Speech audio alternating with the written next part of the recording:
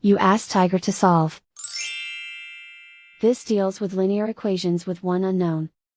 The final result is x equals 5/8. Let's solve it step by step. Group all constants on the right side of the equation. Add 3/8 to both sides. Combine the fractions. Combine the numerators. Reduce the zero numerator. Simplify the arithmetic. Find the lowest common denominator. Multiply the denominators. Multiply the numerators. Combine the fractions. Combine the numerators.